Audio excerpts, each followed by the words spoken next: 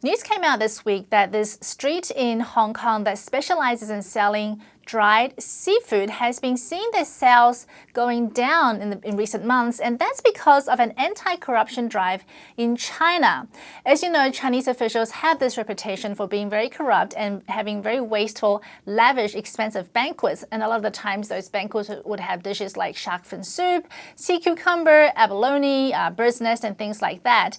But because of all this wasteful spending and the negative impression it's created upon the Chinese public, the Chinese leadership has issued different orders throughout the past year telling officials to stop being so wasteful and stop being so corrupt and to set a good example.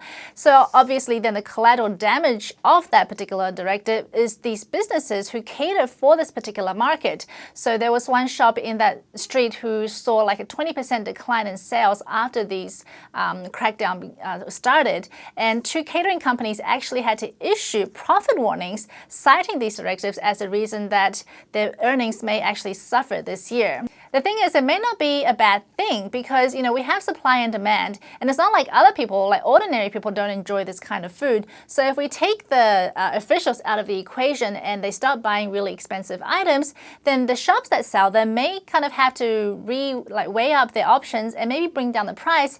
And then what you have is more people will be able to buy these products, which may not be a bad thing. And coming back to these expensive items that Chinese officials or business people buy for each other, it's not just seafood. Like seemingly ordinary items have been turned into items where people can buy as something to bribe someone else. For example, mooncakes. Now these are the desserts that Chinese people eat during the Mooncake Festival or the Mid-Autumn Festival. And just last week, the Chinese government issued an order to all officials to not buy mooncakes as gifts to other people. Because even though the ingredients that go into making a mooncake are relatively cheap, people have been selling or creating really expensive gift box sets for officials to buy for someone else. Somebody has even made like a set made out of gold and silver mooncakes, and others have like really wacky ingredients in them, and because of the packaging, some can sell up to like hundreds of dollars a box. But despite these attempts to crack down on corruption and tell officials not to be so wasteful, it may not actually be working, because even though, okay, they're spending less money on banquets, they are not buying these kinds of things like mooncakes, they are finding other ways to kind of live up this corrupt life. There are reports that officials have been going to private or exclusive clubs or spas that seem fairly ordinary on the outside, but inside they can still kind of live it up.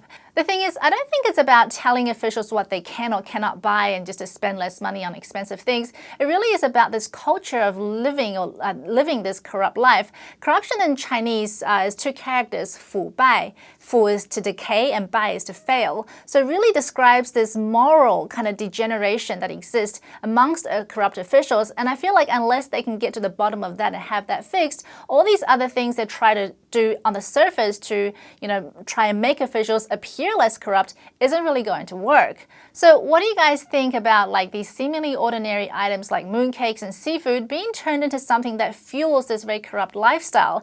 And the recent attempts by the Chinese leadership to kind of tell officials not to be so wasteful in order to clean up their image. Do you think it's something that's going to work, or do you think something else needs to be done? Let us know your thoughts in the comment section below, and thanks for watching.